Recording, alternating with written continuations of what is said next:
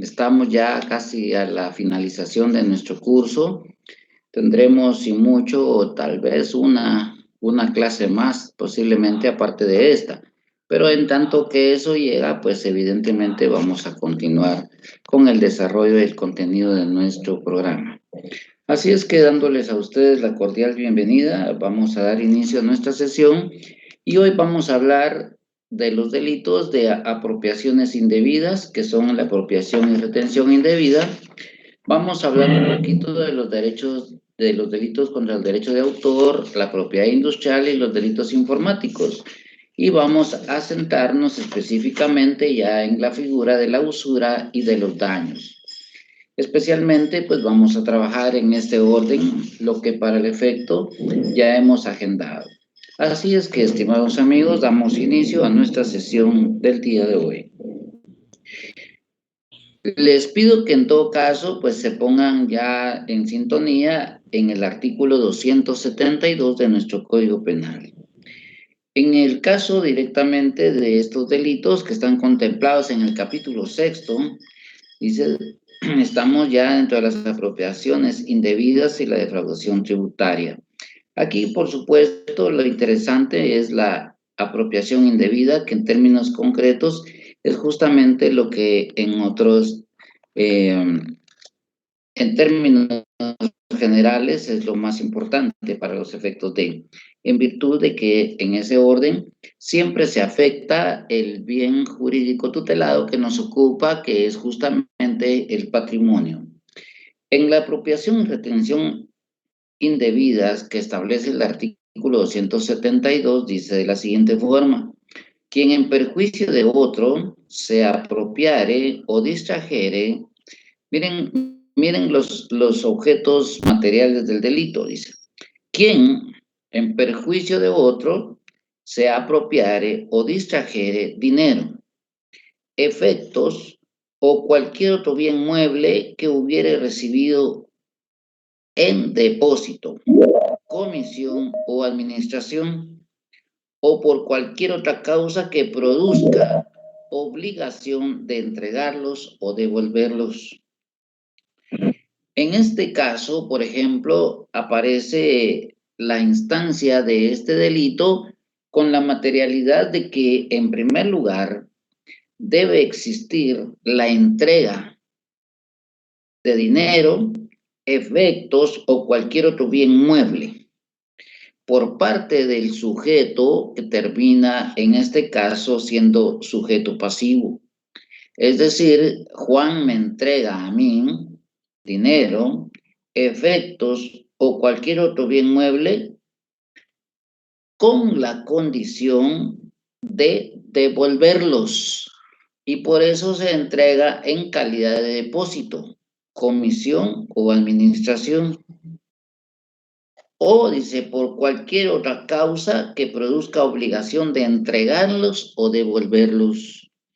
Siempre que a mí se me entregase, por ejemplo, dinero,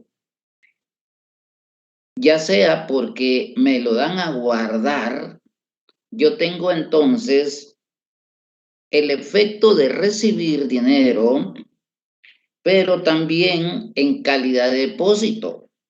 Y por supuesto, me nace en esas circunstancias la obligación de devolverlo. ¿Cuándo se comete el delito? Cuando yo tengo la obligación de devolverlo y no, en todo caso, me voy a desviar de él. En ese orden, entonces, es que se logra, en todo caso, perjudicar el patrimonio del sujeto pasivo. Tiene que darse, entonces, el primer acto de entregar dinero, efectos o cualquier otra cosa, otro bien mueble que hubiera recibido, ¿ya? En depósito. Si a mí me dejan un dinero y me lo regalan, entonces ya no pierde la calidad de depósito, ya pierde la calidad de comisión o administración. En todo caso, si a mí me entregan un dinero y me lo regalan, no tengo la obligación entonces ni de administrarlo conforme las reglas en este caso, el debido cuidado, y por supuesto, menos la obligación de devolverlos. Si a mí después me reclamaran, dicen, mire, yo le di un dinero a usted y aquí está el video donde se lo estoy entregando, y por supuesto, en el video también manifiesta que me lo están regalando, entonces no existe tal delito. La obligatoriedad de recibirlo en depósito, comisión o administración, ¿ya? Son los efectos de los elementos materiales. Y por supuesto que debe existir el otro elemento material que es la obligatoriedad de entregarlos o devolverlos. Ante esa circunstancia, entonces, aparece justamente la respectiva apropiación y retención indebida, en razón de que no existe ninguna causal que sea justa para los efectos de su devolución. Cuando en un hecho de tránsito, por ejemplo, o en cualquier hecho criminal, en donde, por ejemplo, existe la colisión de un vehículo automotor, luego del expertaje y de comprobarse la tenencia o la propiedad, en todo caso, se devuelve por parte del Ministerio Público, obviamente da su visto bueno que ya no hay ningún expertaje que hacer, ninguna diligencia judicial, y entonces se procede directamente por parte del juez a devolver, en todo caso, el vehículo. Ojo, pero se entrega en calidad de depósito. ¿Para qué? Para que si en un momento dado el Ministerio Público durante todo el proceso lo vuelve a requerir, entonces existe la obligatoriedad de entregarlo nuevamente.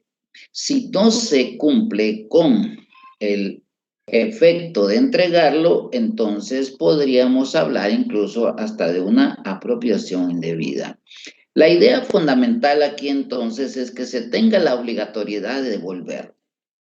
El hecho, por ejemplo, de que estemos ahorita nosotros ya para finalizar nuestro semestre y ahorita queremos, por ejemplo, realizar un convivio. Entonces nombramos una junta directiva y a esa junta directiva un tesorero.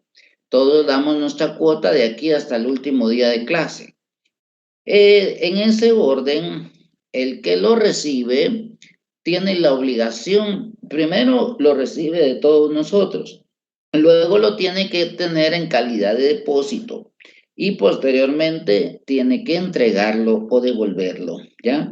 Entonces, el delito se materializa si el compañero a quien se le ha nombrado como, en este caso, el tesorero, llega el día, la hora y no lo entrega. Entonces, se le entregó un dinero con la condición de que estuviera en depósito o administración y con el efecto de entregarlo o devolverlo en el momento que se le requiera. Igualmente pasa cuando nosotros hacemos un depósito directamente al banco en nuestra cuenta bancaria. Llegamos y queremos retirar el dinero y no nos lo entregan. Bajo cualquier argumento, ahí obviamente puede existir, obviamente, una apropiación y retención indebida. Luego aparece en el artículo 273 la otra modalidad específicamente de este delito, que es la apropiación irregular. Comete el delito de apropiación irregular quien tomare dinero u otro bien mueble que encontrare perdido y no le pertenezca. ¿Cuántos de nosotros hemos subido, por ejemplo, a un bus, ya? O hemos llegado a un determinado lugar, ya? Y en todo caso, cuando nos sentamos, miramos que hay un teléfono celular. Pues lo primero que nosotros decimos es, miren mi suerte, lo que me encontré. Y por supuesto, vengo y me lo guardo. De conformidad con ese hecho, estoy cometiendo el delito de apropiación irregular. Tomare dinero u otro bien mueble que encontrare perdido y no le pertenezca. ¿Cuál es el procedimiento entonces para legitimar este objeto perdido y que no caigamos en delito? Pues lo que establece directamente la ley es que nosotros si encontramos dinero o algún objeto, en este caso un bien mueble, si lo encontramos perdido, lo que nosotros tenemos que hacer es llevarlo a la estación de policía más cercana, manifestar que encontramos ese dinero, que encontramos ese celular en tal y tal circunstancia. Y por supuesto que lo dejamos ahí y nos tienen que tomar nuestros datos y hacer la entrega del mismo. Igualmente va a haber un policía que en todo caso va a ser quien tome la denuncia y por supuesto nos van a dar nuestra copia. A la semana, dice la ley, tenemos que regresar a preguntar si apareció el propietario, si apareció el dueño. Si no aparece el dueño, entonces en ese momento sí ya puedo hacer uso, en este caso, de que me lo entreguen. Y obviamente ya no caer en el delito de apropiación irregular. Habiendo encontrado ese un tesoro, lo tomaré en todo o en parte o tomaré la cuota que según la ley le corresponda al dueño del inmueble, ¿ya? Quien tomare cosa ajena que haya llegado a su poder por error o caso fortuito. Evidentemente aquí el hecho es que si usted no lo ha comprado ni se lo han regalado, lo más correcto es que usted no se quede con esto. Esto puede pasar muy frecuentemente cuando se da, por ejemplo, una equivocación en la entrega de una encomienda. Tal vez era el 2210, póngale su número y llega el sujeto repartidor y se lo entrega de manera equivocada porque en todo caso él miró 1022 y no se percató que era al revés. Y sin embargo lo entrega en su dirección, en este caso por un error. Y por supuesto cuando se lo llegan a pedir, en este caso usted ya no lo devuelve. Entonces estamos hablando de que existen la apropiación y retención indebida y la apropiación irregular. Bien, hasta aquí entonces analizamos estos dos delitos en particular y por supuesto nos interesa en este caso establecer más que todo dentro de la apropiación y retención irregular los elementos característicos que le conciernen al tipo penal. El evento material en este caso es y se integra de la siguiente forma: que el sujeto haya recibido dinero, efecto o cualquier otro bien mueble en depósito, comisión o administración. O sea, quiere decir que se encuentre en posesión de la cosa por habérsele entregado por el propietario o por quien tenga el dominio legal sobre la misma. El segundo elemento material es que la apropiación o distracción de la cosa sea en perjuicio de otro. Es decir, debe existir entonces un sujeto pasivo, en este caso, a quien se afecte su patrimonio. Que la cosa haya llegado a posesión de la gente de un modo legal y que posteriormente lo oculte, lo empeñe, lo grave, lo enajene en cualquier forma, ¿ya? Usted le prestan un carro y usted viene y lo va a empeñar. En este caso, usted tenía la obligación de devolverlo, ¿ya? Que con el hecho se cause evidentemente un perjuicio patrimonial. Y en ese orden es interesante entender que aparece el elemento interno que no es más que la conciencia y voluntad por parte del sujeto activo de apropiarse del dinero, del objeto, de bien mueble y de distraerlo del fin para el que le fue entregado. En todo caso, pues aquí tenemos ya los elementos materiales del delito de apropiación y retención indebida. ¿Alguna pregunta hasta acá, compañeros, antes de pasar a los delitos contra los derechos de autor y la propiedad industrial?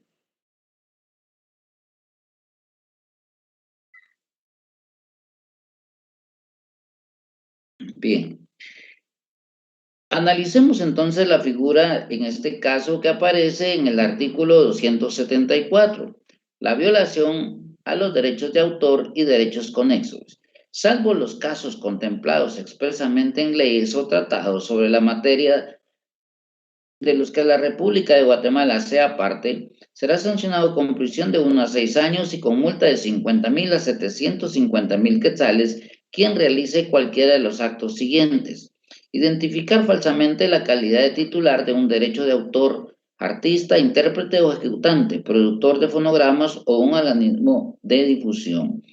Aquí, por ejemplo, el caso más inmediato es que ustedes se dieron cuenta de que cuando se habló mucho de la tesis, especialmente de la señora fiscal, lo que se estableció directamente fue que hubo un daño a la propiedad, en este caso de autor, en función de que él, en este caso, el que hizo la tesis inicialmente es el propietario, en este caso, de esos pensamientos. ¿Y por qué esos pensamientos? ¿Qué tiene que ver directamente con el aspecto patrimonial? Es que esos pensamientos en un momento determinado pudieron causar en un momento dado algún beneficio económico a quien creó, en este caso, esa tesis o ese libro. Y en todo caso, si alguien viene y simple y sencillamente copia una parte sin darle los créditos a su autor, puede perjudicar evidentemente su patrimonio. Pero lo más importante también aquí es que tiene rango constitucional. El artículo 42 de nuestra Constitución indica: se reconoce el derecho de autor y el derecho de inventor. Los titulares de los mismos gozarán de la propiedad exclusiva de su obra o invento, de conformidad con la ley y los tratados internacionales. Entonces aquí lo interesante es establecer que se está vulnerando la garantía constitucional precisamente porque no se respeta, en este caso, la propiedad y, en este caso, la posibilidad de su patrimonio que le pueda generar ese invento, ese pensamiento que ha sido realmente creado por la persona. En ese orden, entonces, este delito consiste en violar los derechos de propiedad industrial o intelectual del sujeto pasivo. Muy bien. Si vemos entonces en este delito aparecen varias modalidades de cómo se puede quebrantar, obviamente, los derechos de autor. Voy a señalar un par nada más porque es larga y extensa. En este caso, y lo tenemos ahí en nuestro Código Penal. En este caso dice identificar falsamente la calidad de titular de un derecho de autor, hacerlo creer que es mío, en este caso cuando no es de mi autoría. Señalar, identificar falsamente la calidad de titular de un derecho de autor, artista, intérprete o ejecutante, productor de fonogramas o un organismo de difusión. Esto suele pasar mucho, por ejemplo, hoy en día con los derechos de autor y de propiedad intelectual, especialmente con los artistas. Alguien crea una canción, por ejemplo, un ritmo, etcétera, y luego aparece otro, o sea, es un autor desconocido, qué sé yo, y de pronto aparece alguien que sí es más famoso y lo interpreta, pero no le da créditos a su autor y se lo atribuye como propio. En ese orden aparece entonces la violación a los derechos de autor. Como lo decíamos inicialmente en este delito, lo que se atenta entonces es contra los derechos a la propiedad industrial o intelectual de otro sujeto. Bien. Vemos particularmente otra importancia que son la violación a los derechos de propiedad industrial. En este sentido, nosotros miramos, por ejemplo, lo que para el efecto establece el artículo 275 de nuestro Código Penal. Violación a los derechos de propiedad industrial. Sin perjuicio de las responsabilidades civiles correspondientes, será sancionado con prisión de 1 a 6 años y multa de 50,000 a 700 quetzales. ¿Quién? Oigan aquí, sin el consentimiento del titular de los derechos, realice cualquiera de las siguientes acciones. Introducir al comercio, venda, ofrezca, vender, almacenar o distribuir productos de servicios protegidos por un signo distintivo registrado. o que se falsifique dichos signos en relación con los productos o servicios que sean idénticos o semejantes a los que están protegidos por el registro. Este es el típico caso directamente de lo que nosotros conocemos dentro del lenguaje común como piratería. Aquí entonces es obviamente una violación a la propiedad industrial. ¿Y en qué afecta esto? Pues evidentemente en que se consigue un lucro injusto a través de que se aprovecha de la intelectualidad de otra persona y por supuesto no se tienen los derechos para reproducir y obtener una ganancia.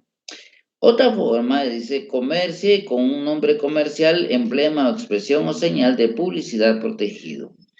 Bien, dentro de la ley de derechos de autor y propiedad intelectual, se establecen algunos parámetros para poder registrar, por ejemplo, una marca, para registrar un eslogan. Es decir, por ejemplo, voy a poner en este caso el de pollo campero. Para nosotros, por ejemplo, o el de McDonald's, ¿va? Que es lo más común normalmente.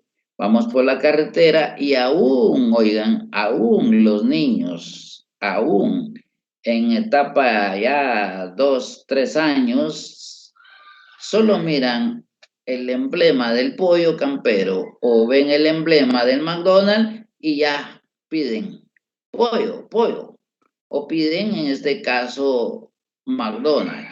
Entonces, resulta de que esa M amarilla que ustedes ven gigante es propiedad intelectual. Esa M gigante, ese pollito con el sombrero, pues evidentemente es propiedad intelectual. El dueño, el autor, lo creó, ya sea porque lo haya creado con su propio intelecto o haya pagado para que se lo crearan. Evidentemente que ahí él es el propietario en cualquiera de las modalidades. Y que en todo caso él haya procedido a registrarlo. Y al momento de registrarlo, en este caso su marca propiamente, viene y entonces registra el nombre, registra los tipos de letra, registra el dibujo, registra los colores y registra los eslogan. En el caso del pollo campero, por ejemplo, hemos visto nosotros en algunos lados de la provincia, por ejemplo, un pollito similar, con los mismos colores, ¿ya? Pero similar, ¿ya? No igual, similar. Y se llama pollo pampero, por ejemplo, ¿ya? Y entonces le ponen al pollito, obviamente, un par de botas vaqueras de pampa, y obviamente, pues ya con eso lo comercializan. ¿Cuál es la idea? Confundir, en todo caso, a el posible comprador. La idea fundamental entonces de manejar en ese orden, la confusión. Bueno, pero lo peor sería utilizar, por ejemplo, la M de McDonald's, que en todo caso vendría a ser no solo del distintivo, sino también su eslogan. El eslogan de McDonald's dice, me encanta.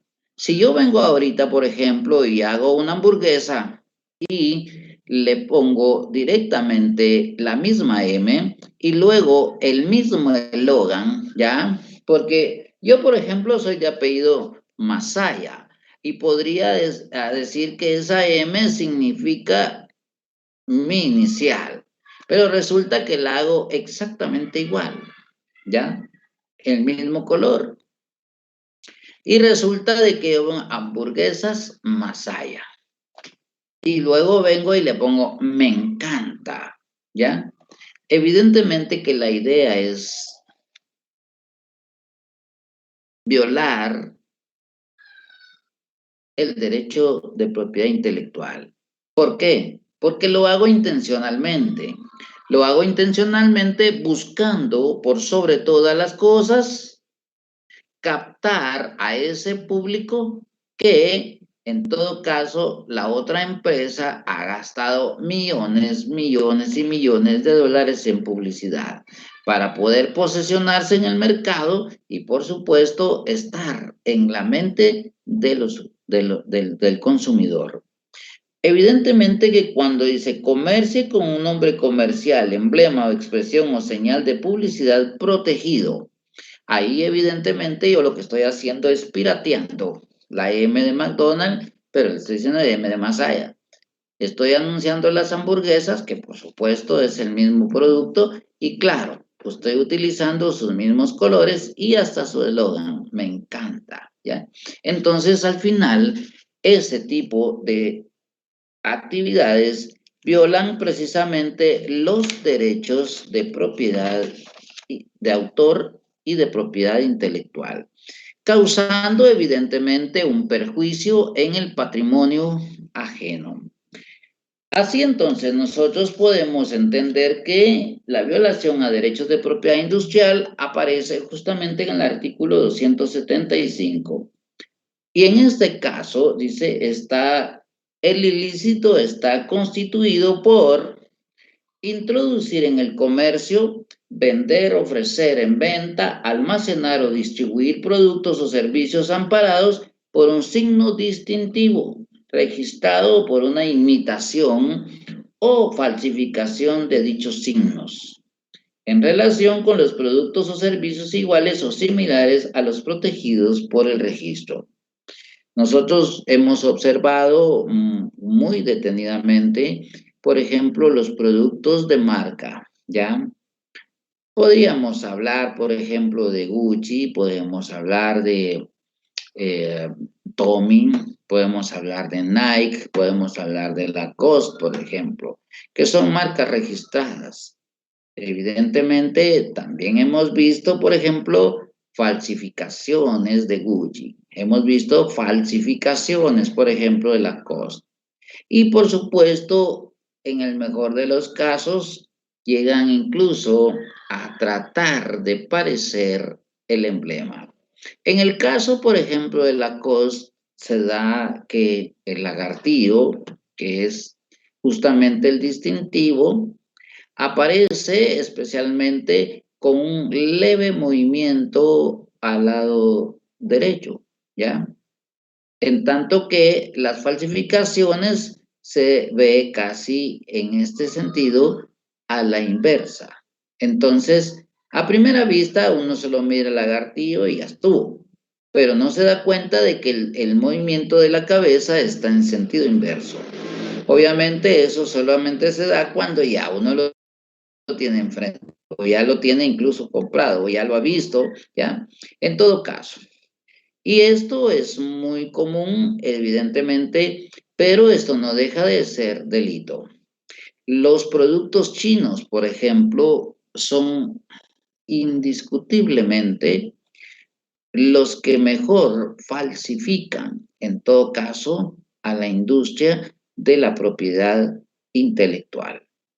Si ustedes observan, la mayor parte de carteras, la mayor parte de vestuario es de manufactura china y especialmente de imitación, falsificación, pero son tan de buena calidad que es difícil poder en un momento determinado a veces encontrar a la ligera la diferencia.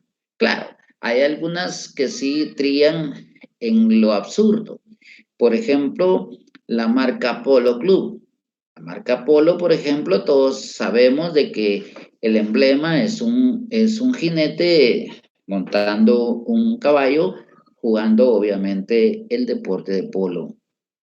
Pero hemos encontrado falsificaciones tan absurdas en donde resulta de que el jinete incluso, en algunos casos, el jinete va incluso montado en el caballo, pero viendo hacia atrás. Entonces resulta irrisorio porque al final de cuentas la falsificación cae en lo absurdo. Pero resulta también de que existen imitaciones tan similares, tan iguales, tan parecidas, que efectivamente sí caen y nos hacen caer en confusión. De ahí entonces que aparece justamente esta primera modalidad. Usar en el comercio un nombre comercial, un emblema, una expresión o señal de propaganda protegido. Justamente hace unos meses atrás se dio una polémica en donde en el Perú un joven inventó un, un emparedado de su propia creación, pero era similar a una entre hamburguesa y pan, pero al final de cuentas, él utiliza el nombre, él utiliza la imagen, en este caso, de él, pero utiliza el eslogan que dice, me encanta, ¿ya? Entonces, la empresa McDonald's termina demandando a este joven en razón de que ha utilizado su marca registrada de su eslogan y porque argumentando de que efectivamente les podía causar pérdidas, es decir, afectación en su patrimonio. ¿Por qué razón? Porque resulta de que podía dar a entender, decían los abogados directamente de la empresa, que podían dar a entender, en este caso, viendo a la primera, que es una comida, en este caso un pan con, con, con carne, con apariencia de una hamburguesa, porque era una especie como de torta, más o menos, ¿ya? Pero a la primera se miraba que era, pues era un pan, una torta con carne molida y similar a la imagen de una hamburguesa. Entonces, pero decía, me encanta. Entonces resulta de que el hecho de que una persona pueda llamar al hambre y pueda en todo caso inmediatamente meterse a la web y buscar, por ejemplo, a través del eslogan me encanta, por ejemplo, buscar cómo llegar a McDonald's. Y sin embargo, iban a llegar a esa torta que estaba promoviendo este joven. Entonces decían, al mirar el producto y ver lo que era atractivo, entonces pues podían pedir y en todo caso desviar su atención a la compra de una auténtica hamburguesa de McDonald's. Entonces, ellos dicen simple y sencillamente esto, el uso de nuestro eslogan en los términos en que identifica, en este caso, a una torta similar a una hamburguesa, nos puede perjudicar, es decir, nos perjudica, dice, porque puede desviar la atención en cuanto a que pueda consumir ese producto en detrimento del producto que ellos producen y que han promocionado. Y que por supuesto ese me encanta trae como consecuencia un mensaje subliminal que hace recordar y que hace, en todo caso, dice, en el sentido gustativo, tener la percepción del sabor de la hamburguesa que produce McDonald's. Y que en todo caso pueda crear a confusión pensando que puede ser el sabor similar a su hamburguesa y que por lo tanto podía en todo caso pedir esa torta en lugar de pedir directamente a McDonald's directamente. Y entonces el eslogan era en un momento determinado lo que podía causar ese grave perjuicio económico a la empresa. Entonces, la empresa McDonald's empieza directamente a promover ese juicio y finalmente, por supuesto, termina ganando y obligando al joven a utilizar otro eslogan que no fuera igual al que estaba ya debidamente registrado. La otra modalidad dice introducir en el comercio, vender, ofrecer en venta, almacenar o distribuir productos o servicios amparados por un signo distintivo registrado después de haberlo alterado, sustituido o suprimido total o parcialmente. Era lo que hablábamos inicialmente, por ejemplo, con la marca de Polo Club. Ya la marca de Polo, pues obviamente alterado en ese orden, la marca del caballito, donde ya el jinete iba montado hasta en la forma diferente, pero a simple vista parecía igual. La forma también de la marca Lacoste, donde en este caso el movimiento de la trompa del lagarto pues estaba en una posición distinta y que en un momento determinado pues a simple vista no podía distinguirse tan fácilmente. Así entonces encontramos distintas formas que establece nuestro Código Penal en referencia a la violación de derechos de propiedad intelectual. Otro que llama la atención aquí, por ejemplo, es rellenar o volver a usar con cualquier fin envases, envolturas, embalajes que lleven un signo distintivo registrado. Hace unos años atrás, por ejemplo, la empresa Bayer se vio en un problema muy grande porque para todos es sabido de que la empresa Bayer pues produce químicos, fertilizantes, insecticidas, etcétera. Y por supuesto que la calidad directamente de esos productos es de óptima calidad. ¿Ya? Se ha invertido muchísimo dinero en investigación, muchísimo dinero no solo en publicidad, al extremo que dice, si es Bayer, es bueno. Entonces, se ha llevado, digamos, ese distintivo hasta la mentalidad del sujeto, a tal extremo de que con solo ver el nombre de Bayer en medio del círculo, en forma de cruz, en medio del círculo, ya inmediatamente nosotros, oigan, repetimos en el subconsciente, si es de Bayer, es bueno. Entonces, utilizar, digamos, en este caso, los mismos envases. ¿Qué pasó? Se dieron a la tarea de comprar envases iguales. Aquí, obviamente, hicieron una modalidad distinta también. O sea, usaron los mismos envases con producto químico elaborado de manera casera, de manera no científica, pero utilizando en este caso los envases de los productos Bayer.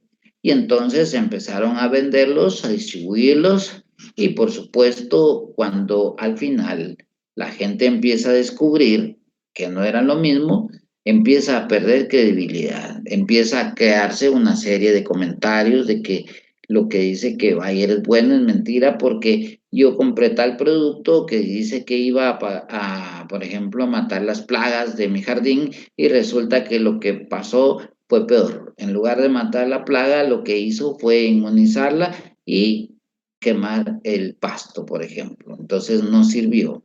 Es mentira. Y cuando se empezaron a dar cuenta los personeros de Bayer Guatemala de que existía obviamente un expendio que utilizaba sus envases, los rellenaba con producto obviamente alterado o de baja calidad, pero en este caso atendiendo a explotar el signo distintivo debidamente registrado de la marca Bayer Internacional. Entonces, obviamente, pues esto fue a parar ya directamente a un proceso o un juicio en donde se estaba afectando ya los derechos de autor o de propiedad industrial. Luego encontramos, por ejemplo, la violación a derechos marcarios. Encontramos en el 275 bis que tenemos en nuestro Código Penal. El artículo en mención contiene este delito, en particular dice que consiste en realizar alguna de las siguientes actividades. Usar en el comercio una marca registrada, una copia servil o imitación fraudulenta de ella en relación con productos o servicios iguales o similares a los que la marca se aplique. Aquí si observamos entonces, se refiere especialmente al derecho de marcas. Como lo dije en un principio, cuando un producto se inventa, cuando en este caso se crea, para su protección se debe registrar. Y entonces se debe registrar con el nombre que se le ha dado, se debe patentar, en este caso, con su nombre, su forma y tipo de letra, el tamaño, el color, y en ese orden, entonces, se da la protección total.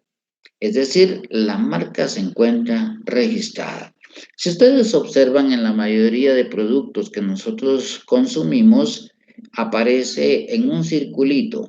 En un circulito, por ejemplo, dice R, significa registrado, ¿ya? O aparece MR, marca registrada. Como también aparece MT, marca en trámite, lo que significa entonces que todavía no está registrado. Entonces, y normalmente lo que se hace aquí es alterar ese derecho marcario. ¿Qué se hace entonces? Lograr, en todo caso, hacer una marca similar y, por supuesto, hacerla a tal grado que cree confusión, pero es en sí la marca, ¿ya? Por eso es que en algunos productos, para no caer en este delito, ¿qué es lo que se debe hacer? Para no caer en este delito, lo que normalmente se hace es utilizar el término tipo. Entonces, por ejemplo, aun cuando el corte, el estilo, el diseño sea similar, se dice marca tal tipo polo. Entonces, estamos dándole crédito a la marca polo, pero sin caer en la imitación, sin caer en la violación a los derechos de autor, sin violación al derecho de marca, porque estamos haciendo alusión que es tipo. En ese orden es uno de los términos que se acepta especialmente para poder hacer el distintivo, dándole créditos a su autor. De ahí entonces que nosotros vemos, por ejemplo, algunos, eso se observa más, por ejemplo, en los vinos. En los vinos hay vinos elaborados, por ejemplo, o sea, los vinos chilenos, los vinos californianos gozan, por ejemplo, de una excelente reputación. Son evidentemente vinos franceses, por ejemplo, los vinos franceses, los vinos chilenos, los vinos californianos, gozan de un prestigio. Entonces, generalmente sale una marca, por ejemplo, eh, la marca del Toro, ¿ya? Vino francés, ¿ya? De cosecha de 1800. Sabemos que es un vino fino por el tipo de, y años de añejamiento, etcétera. Pero si aparece otro, por ejemplo, que diga marca Toro, ¿ya? Oigan, es decir, tipo francés. Estamos entendiendo que fue producido en otra parte imitando al legítimo y verdadero marca Toro tipo marca registrada francés. Entonces, hay que jugar con esos elementos para no caer, evidentemente, en la violación o en el delito, en este caso, de violación a derechos marcarios. Bien. Luego miramos ya en la parte del 274A, miramos, por ejemplo, lo referente especialmente a lo que habla nuestra ley de los delitos informáticos. Indiscutiblemente que el uso de las computadoras y de los aparatos de última generación han crecido enormemente en función especialmente de que la tecnología ha crecido, se ha expandido, pero lo más importante es que se ha optimizado a gran escala de optimización. Es decir, hay alta tecnología y por supuesto eso hace que se produzca un impacto, obviamente, en los sistemas de información. Antes, por ejemplo, se utilizaba el correo. El correo inició, obviamente, haciéndose en forma muy rudimentaria. Se le daba, por ejemplo, a una persona una encomienda y salía corriendo.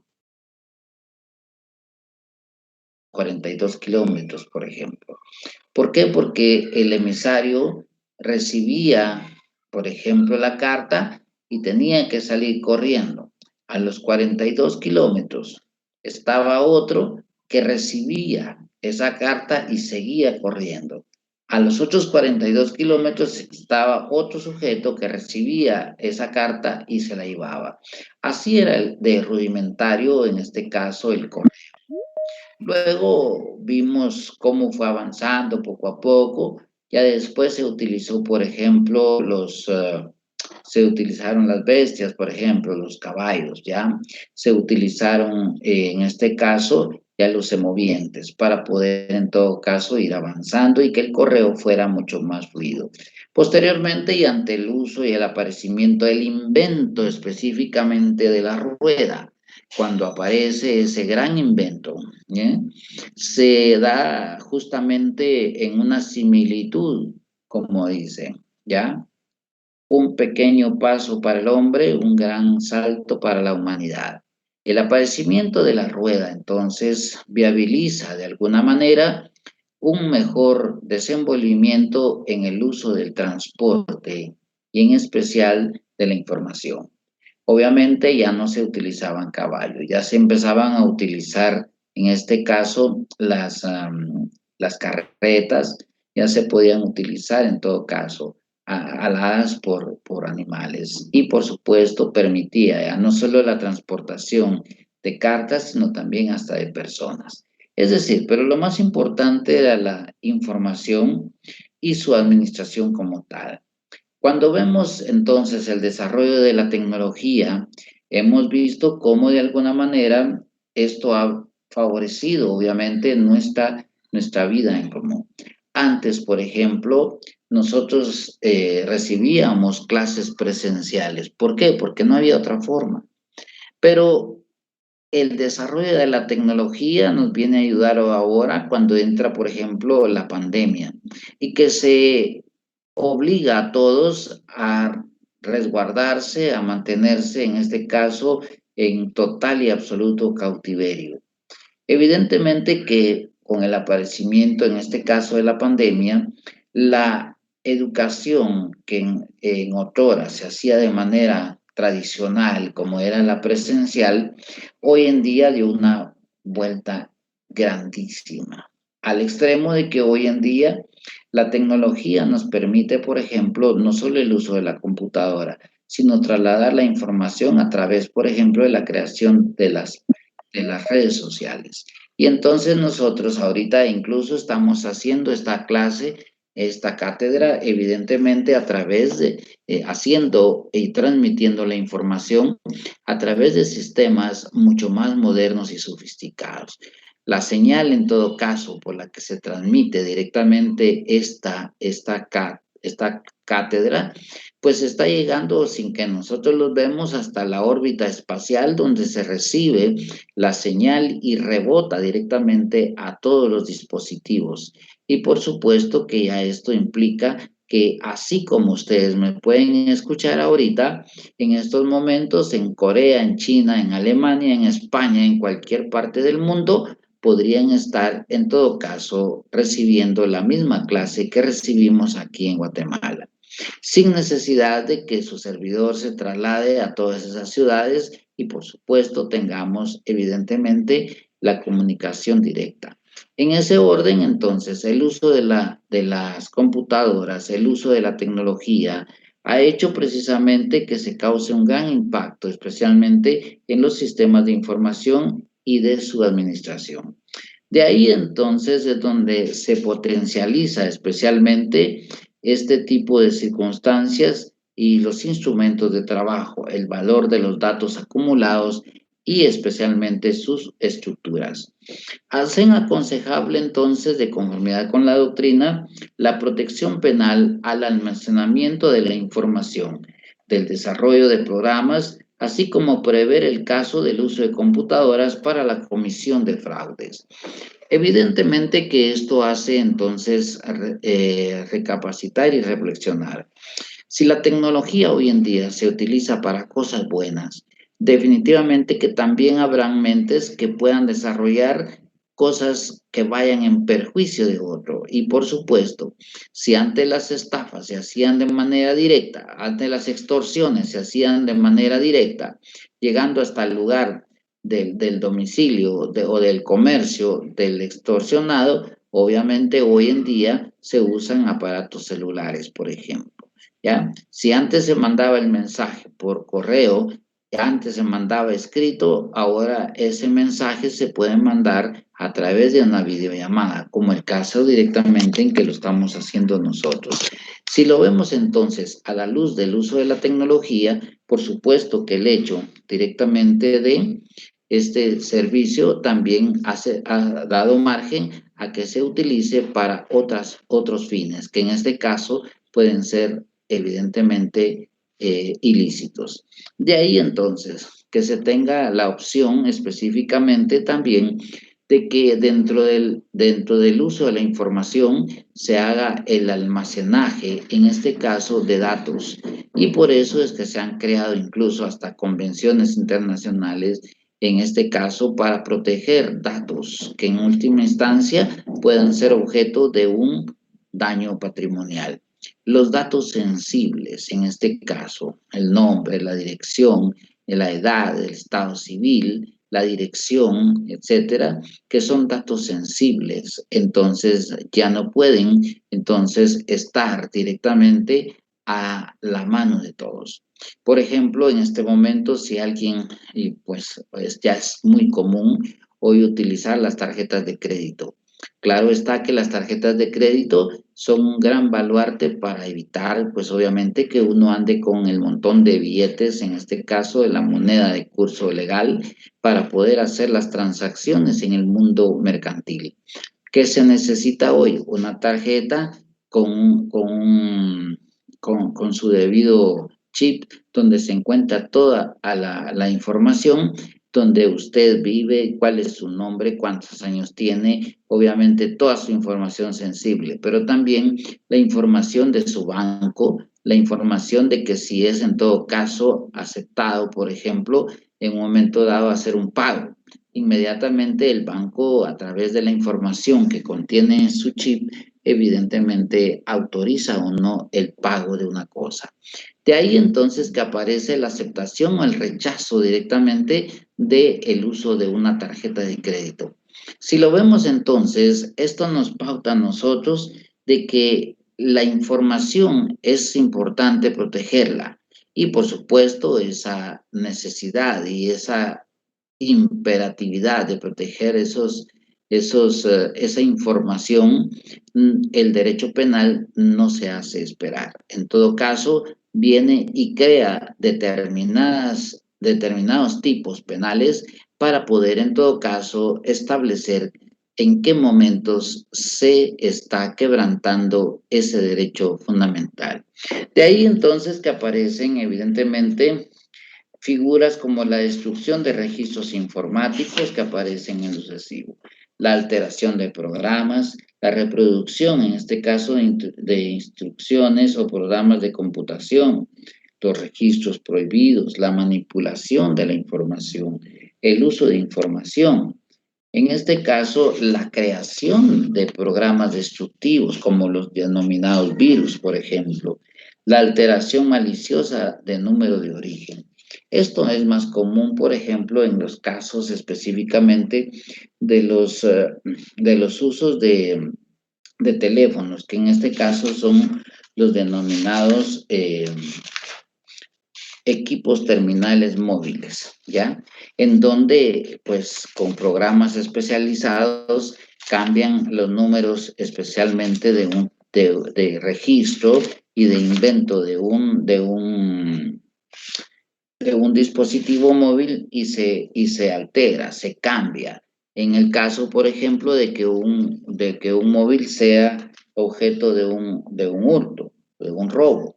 En todo caso, se alteran a través de los programas, en este caso, el número de origen. Y por supuesto que eso hace indetectable de que el teléfono ha sido robado. En todo caso, lo que se hace es cambiar evidentemente el número de origen y como consecuencia tratar de, en este caso, siga funcionando. Y en ese orden, por supuesto, que es donde aparece lo que en términos generales puede crear justamente el peligro en el patrimonio de las personas. Si el Estado no hace nada precisamente para contrarrestar esto, estaría realmente dejando por un lado de proteger los bienes, especialmente el patrimonio de las personas. Bien, ahora miremos el caso de la figura de la usura, que es una de las formas en las que se afecta directamente el patrimonio de las personas y que sin duda alguna es una de las formas más censurables de la forma en que se perjudica el patrimonio de las personas. De conformidad con el artículo 276, la usura se da porque el delito se comete por quien exige de su deudor en cualquier forma un interés mayor que el tipo máximo que fije la ley o evidentemente desproporcionado con la prestación, aun cuando los réditos se encubran o disimulan bajo otras denominaciones. ¿A qué se refiere en este caso el delito de usura? Bueno, generalmente el Estado ha autorizado, por ejemplo, a las instituciones financieras, a las instituciones bancarias, que son las que se encargan directamente de manejar el aspecto del ahorro, del crédito, especialmente del manejo de estas cuentas. Lo que sucede en el mundo mercantil es la necesidad entonces de crear instituciones que se dediquen especialmente, en este caso, al manejo, a la administración, al ahorro y al crédito, especialmente de los bienes. Y en este caso, en especial de la prestación de servicios a través, en este caso, de dinero. Pues de ahí entonces que los bancos se crean con la intención, evidentemente, de que el ciudadano pues pueda tener la facilidad de poder tener un lugar seguro en donde poder realizar sus transacciones. En este caso, sus transacciones de dinero y sus transacciones comerciales. Ante esa circunstancia, entonces, se crean los bancos con la intención, evidentemente, de que se dé la prestación de un servicio, pero que a cambio de eso, pues obviamente se cobra un interés para poder tener un lucro justo. Lo correcto en este caso es entonces que el movimiento mercantil se base especialmente en esos parámetros y eso haga entonces que de alguna manera encontremos la facilidad de una convivencia pacífica, armoniosa y por supuesto que sea en este caso facilitadora de los movimientos comerciales. En ese sentido, entonces, aparece justamente las instituciones bancarias, las instituciones financieras, y obviamente, pues hoy en día se ha incursionado también a las instituciones como las cooperativas de ahorro y crédito. Cuando una persona, en todo caso, tiene necesidad de inversión, obviamente, si tiene su propio dinero, pues obviamente no te necesitará de tocar la puerta del erario ajeno. Por el contrario, si no se tiene, entonces lo que se hace es pedir un crédito bajo los parámetros que ha establecido directamente el propio Estado. Y dentro de esos parámetros está justamente los intereses que se deben cobrar para los efectos de obtener un lucro justo. Dentro de la actividad, especialmente de los tipos de crédito entre particulares, se ha establecido, por ejemplo, que sea el Banco Central, en este caso el Banco de Guatemala, el que realice la fluctuación semana a semana, día tras día, para que se mantenga entonces el control directamente del valor adquisitivo de la moneda de curso legal del país que se trate, en este caso de nuestra Guatemala, el quetzal. La idea fundamental es manejar entonces la política monetaria, la política económica, para que en todo caso se mantenga regulado quién pide y solicita un crédito. En este caso, bajo los parámetros, obviamente, de que sea una persona solvente, que tenga, en este caso, pues no tenga antecedentes penales, etcétera. Pero lo más importante, que cuando se le califique para los efectos de que puede ser un cliente a quien se le confía. Pero lo más importante aquí es que para confiar en este sentido no se hace tan plenamente. Lo que se hace directamente es crear un documento, en este caso una escritura pública de reconocimiento de deuda. Ese reconocimiento de deuda, que es hecha por un notario o faccionada por un notario, es quien en todo caso es el que da e inviste de buena fe el acto contractual. De ahí entonces que cuando se realice la escritura pública, particularmente hecha por notario, en donde se establece que la institución bancaria Quetzal, por ejemplo, le facilita al señor Juan Pérez la cantidad, por ejemplo, de 10,000 quetzales y que en todo caso estará dándose al interés mensual que establece el interés mensual que para el efecto establece el Estado. Bueno, entonces existe una tabla en el Banco de Guatemala que sería el ente rector directamente del manejo especialmente de lo monetario en el aspecto legal. Entonces el Banco de Guatemala lo que hace es emitir un comunicado en donde establezca que día a día, por ejemplo, el valor, en este caso, el interés en particular, es en este caso del 1.5%.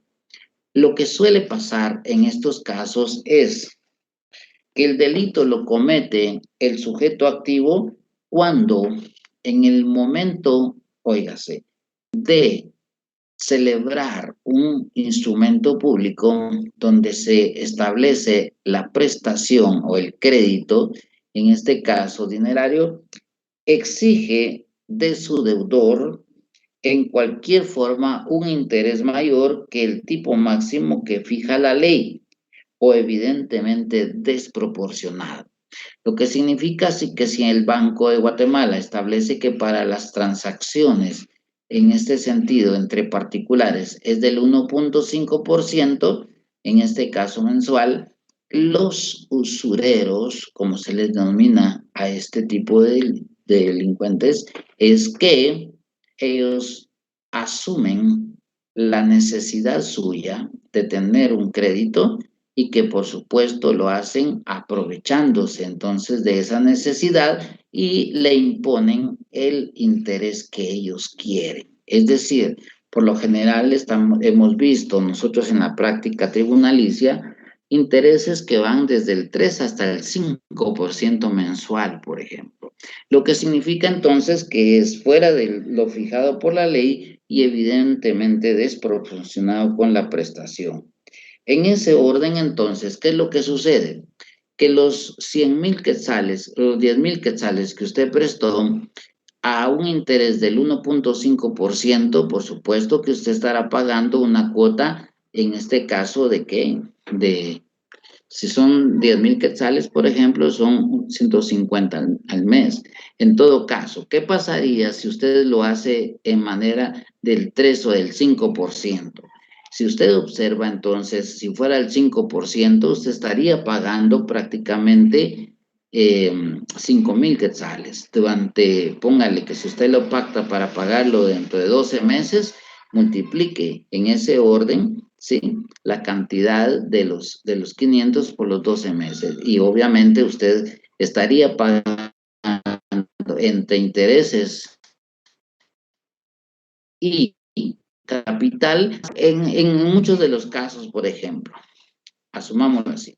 Se prestan 10,000 quetzales. Se le descuenta el primer mes, que en todo caso serían en este caso 150.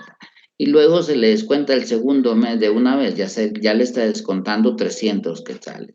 Y luego viene, por ejemplo, y si en todo caso lo hace a través de intermediario, le está cobrando entonces el trabajo del intermediario, otro porcentaje similar. Ya le va descontando en este caso 600, ¿ya? Y así sucesivamente. Llega el momento, es más, cobran de su préstamo también los honorarios del notario para hacer la escritura pública. Y, por supuesto, el registro respectivo en el registro de la propiedad, donde se garantiza que con su bien, en este caso puede ser su propia casa, por ejemplo, en donde se garantiza el pago. Entonces, de los 10,000 quetzales que usted prestó, resulta de que les contaron 300 de tal cosa, 300 de lo otro, 300 de otro, y cuando usted siente está recibiendo 7,000 quetzales. Sin embargo, en el documento se hace constar de que usted recibió de manera íntegra, a su entera satisfacción, la cantidad de 10,000 quetzales, estableciéndose entonces que esos 10,000 quetzales gozarán de un interés del 3% mensual. Resulta entonces de que a usted ya le entregaron menos, le cobraron más y le han establecido una cuota desproporcionada. Por supuesto que al final de cuentas usted se ve en la penosa necesidad de no poder seguir pagando en este orden, porque sus necesidades y su aspecto económico, en lugar de mejorar, empeora. En lugar de salir adelante, lo que usted hace es empantanarse más con un crédito de esta naturaleza. De ahí entonces que los usureros, en términos generales, lo que hacen es aprovechar y sacar un lucro de manera injusta, aprovechándose evidentemente de su propia necesidad de obtener un dinero. De ahí entonces que el Estado no puede permitir que se realice este tipo de acciones y por lo tanto entonces cuando el interés pactado, aun cuando sea ante notario y el notario el que lo haga, directamente si es desproporcionado fuera dentro del margen que da la ley, que fije la ley, pues en todo caso se estaría tipificando como el delito de usura. De ahí entonces que los típicos prestamistas, agiotistas, no son más que usureros. En este orden, aprovechándose de la necesidad que tiene el sujeto de un crédito y que por una u otra razón, lamentablemente, no califica en especial para el sistema bancario o monetario. Si lo vemos entonces, el delito de usura se prohíbe directamente en nuestra legislación penal. Lamentablemente, muchos de nuestros notarios muchas veces se prestan especialmente a este tipo de injusticias. El hecho de que saben que se les está otorgando 7,000 quetzales y con los descuentos que no se ponen directamente en los instrumentos públicos, terminan en todo caso faccionando la escritura pública por la cantidad de 10,000 quetzales, cuando en realidad se les ha dado 7,000, por ejemplo, con todos los descuentos. Y bajo ese concepto, por supuesto que dentro de ello está justamente el hecho de que se le pagarán de ese mismo dinero los honorarios al notario. Y entonces es un círculo vicioso que al final de cuentas el que termina pagando todo esto, ya sea porque pague al final de cuentas todo el crédito, aún con sus intereses desproporcionados, o con el propio bien que ha otorgado en garantía. De ahí entonces que este tipo de circunstancias sean sumamente censurables porque en todo caso se está aprovechando del bien y de la necesidad ajena. Así entonces funciona directamente la figura de la usura. Me traslado rápidamente a la figura de los daños. en este orden, atendiendo especialmente al artículo 278. Hay algo importante en la figura de los daños. La diferencia en este caso de los daños con los demás delitos que atentan contra el patrimonio, en este caso, que los que hemos ido analizando, es que los demás delitos sí atentan contra el patrimonio en función de causar un perjuicio, especialmente en el patrimonio ajeno, obteniendo de manera injusta, de manera ilegal, un beneficio propio por parte del sujeto activo. Pero en el caso de los daños, lo que existe en términos concretos es la ausencia de ese ánimo de lucro por parte del sujeto activo. Lo que existe en él, en términos concretos, es un dolo específico que se circunscribe especialmente a causar un menoscabo en el valor del bien ajeno. Es decir, yo tengo un vehículo, me pasó, yo estaba soltero, tenía aquel ímpetu directamente de vivir la vida y me habían dicho, ¿verdad? Ustedes de que se vivía una adrenalina pura cuando efectivamente se tenía más de una novia. Lo quise experimentar y llegué a tener 3 al mismo tiempo. Resulta entonces de que a una, obviamente la miraba en la mañana, a otra a mediodía y otra en la noche. Pero llegó un momento en el que se me juntaron las 3. ¿Y qué pasó? Me mandaron al carajo todas, merecidamente. Claro, en ese momento, como estaba joven y quería adrenalina, pues lo que más me pasó fue por la mente la emoción. Claro, me dolió, pero fíjense esto. Resulta de que al final aparece algo. Una de ellas viene y como sabía que a mí me gustaba mi carrito y lo andaba cuidando, un día, sin qué ni para qué, viene ella, compra de esas pinturitas de uña que venden en los mercados, que son las más baratas y por consecuencia las de más baja calidad. Y un día viene, cuando yo me encontraba en mi trabajo, el carro lo dejábamos fuera, en el parque de la empresa, pero fuera, y resulta de que viene ella, entra y le echa pintura de uñas en todo el carro, especialmente en el capó, especialmente en la parte de la cabina.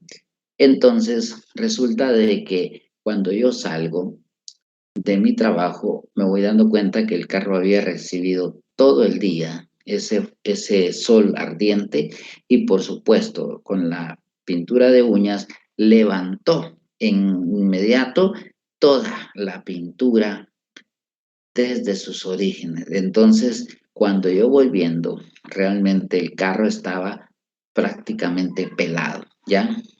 La pintura original levantada, y cuando yo quise quitársela, incluso hasta con un trapito, peor fue porque se corrió la pintura. Entonces, se causó un daño, oigan, intencional a mi vehículo. Y obviamente aquí, ¿qué es lo que quiso hacer ella?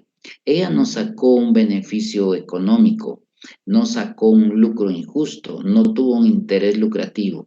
Lo que tuvo directamente fue un dolo específico de menoscabar el valor, en este caso, de mi bien, que era justamente el carro. A mí me dolió más, créanme, que ella me hubiera hecho eso a que yo la hubiera engañado. Claro, era mi vehículo, ¿me entienden? Entonces, ¿cuál fue la satisfacción de ella? Haber causado un menoscabo en el valor de mi vehículo. Claro que eso significó entonces que yo lo tuviera que vender a un precio menor, obviamente del mercado. Ese es el típico delito de daños. Es decir, que se diferencia especialmente el daño civil, porque en el daño civil puede darse de manera incluso por negligencia, puede darse de manera fortuita, en tanto que el daño en materia penal es intencional, pero con la intención directamente de menoscabar el valor del bien ajeno. Así entonces, el delito de daños aparece justamente en el artículo 278 de nuestro Código Penal. Oiga, quien de propósito destruyere, inutilizare, hiciere desaparecer o de cualquier otro modo deteriorare parcial o totalmente un bien de ajena pertenencia. Pero recuérdense que aquí el daño, como lo repetí, es justamente buscar menoscabar el valor del bien ajeno. El daño agravado, específicamente cuando se realiza y recayere en ruinas o monumentos históricos o si fuera ejecutado en bienes de valor científico, artístico o cultural. Cuando el daño se hiciera en instalaciones militares, puentes, caminos o en otros bienes de uso público o comunal. Cuando en su comisión se empleara en sustancias inflamables, explosivas, venenosas o corrosivas, como el caso que me pasó. En todo caso, ella me causó a mí un daño agravado. Si lo vemos entonces, es importante advertir que la intención entonces no es procurar un lucro injusto, no es procurar entonces un interés lucrativo en beneficio del sujeto activo y obviamente en perjuicio del sujeto pasivo, sino que la intención es menoscabar el valor, en todo caso, del bien ajeno.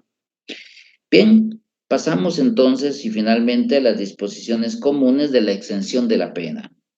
En el artículo 280 dice, están exentos de responsabilidad penal y sujetos únicamente a la civil por los hurtos, robos en fuerza de las cosas, estafas, apropiaciones indebidas y daños que recíprocamente se causaren, entre otras, los cónyuges, siempre que en este caso viviesen los cónyuges o personas unidas de hecho, salvo que estuvieran separados de bienes o personas. Es decir, si la esposa le roba, en este caso a su esposo, no hay delito. ¿Por qué razón? Porque el Estado, en términos generales, lo que está haciendo es justamente establecer una política criminal de perdonar en valor de la familia en detrimento del patrimonio. Igualmente pasa, por ejemplo, dice si un hermano le roba a otro, le hurta, o sea, propia, en este caso le causa un daño. Los hermanos si viviesen juntos. La idea entonces, claro, es que el Estado perdona esos meros delitos en función directamente de mantener la unión familiar. De ahí entonces que es por cuestiones de política criminal. Realizar una exención de la responsabilidad penal en estos delitos. Y finalmente, acuérdense que hablamos del momento consumativo. ¿Cuándo se consideran consumados estos delitos? Cuando el sujeto tiene bajo la aprehensión el control de la cosa y luego el desplazamiento, aun cuando después lo abandonare o desapoderen de él. Bien, estimados amigos, hemos llegado al límite de nuestro tiempo y con esto hemos concluido básicamente el contenido de los delitos. Estamos entonces a las 16:06, agradeciéndoles su atención y por supuesto invitándoles para una próxima sesión el próximo día de clase. Por ahora, muy buenas tardes y les deseo una buena tarde para todos. ¿Alguna pregunta?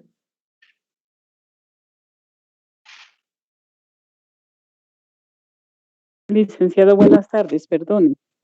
Dígame. ¿A los bancos sí les es permitido que cometan el delito de la usura por la No, forma en que cobran sus préstamos? no. El banco, obviamente a nadie se le permite cobrar más allá de lo que establece el valor. En este caso, directamente el propio Estado, que es a través directamente de la fórmula en que el Banco de Guatemala establece. Si usted observa, por ejemplo, nunca pasa del 1.5. Obviamente, la intención es que se fluctúe dentro de ese valor que está justamente dando a conocer el Banco de Guatemala. Por el contrario, en este caso, un usurero nunca va a respetar ese concepto. Siempre va a querer, en todo caso, cobrar del 3 al 5%, que en todo caso es justamente ya desproporcionado. Por eso es que cuando se hace un préstamo, generalmente, si usted se da cuenta, el interés bancario dice 23 o 27% anual. si usted lo divide dentro de los 12 meses, no le pasa del 2%. En todo caso, eso es un margen todavía permitido, a veces dentro del rango que permite el Banco de Guatemala. Pero un usurero, un agiotista, un prestamista, le va a cobrar a usted el 3 o el 5% mensual. Haga de cuenta cuánto sería, digamos, en forma de un año. En este caso, mejor dicho, mensual. Si es el 3% diario, si es el 3% o el 5% diario, estamos hablando de que prácticamente una manera desproporcional. 3% diario, imagínense. Por 30 días estamos hablando de una cantidad exagerada de intereses, fuera totalmente de lo que marca la ley. Por eso es que es bueno ver cómo lo manda el Banco de Guatemala para el régimen, en este caso a cada uno. Ustedes pueden meterse a la página del banco y bajar directamente los intereses diarios que está en este caso estableciendo el Banco de Guatemala para las distintas actividades comerciales. Para los bancos es hasta un máximo de 2% en algunos casos, pero es en este caso mensual. En cambio, los usureros lo cobran diario y ahí la diferencia. Muchas gracias, licenciada. Muy bien. ¿Alguna otra pregunta, compañeros?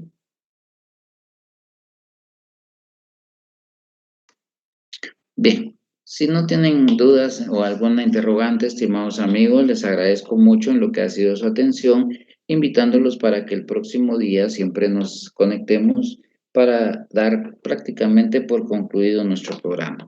Quiero decirles que las notas ya estén pendientes, las vamos a publicar, aunque me gustaría inicialmente pues hacer alguna reflexión al respecto, especialmente ver la posibilidad de algunos que no lleguen a zona mínima para ver cómo les podemos ayudar y que no tropiecen con ese tema, porque hay algunas notas que sí lamentablemente no fueron las que más deseábamos. Entonces hay notas incluso hasta de 6 puntos, hay notas de 20 y más arriba hasta 31 en algunos casos, por ahí, 35 de 40. Entonces los que me preocupan realmente son los que verdaderamente salieron muy bajos, precisamente pues por una infinidad de razones, quizá a veces hasta problemas de orden personal, que en el peor de los casos uno se mantiene ajeno. Entonces sería bueno que ustedes vean sus notas, cómo están, se comuniquen conmigo, especialmente a través del chat, para ver de qué manera podemos encontrar tal vez alguna posibilidad de algún trabajo, alguna cosa para que eleven un poco su nota. Esas notas que se publiquen, en especial, pueden ser modificadas cuando se suba la primera, la segunda y la tercera nota, que sería el examen final. ¿Estamos claros? Ok, perfecto, muy fino. Sí, licenciada. Gracias.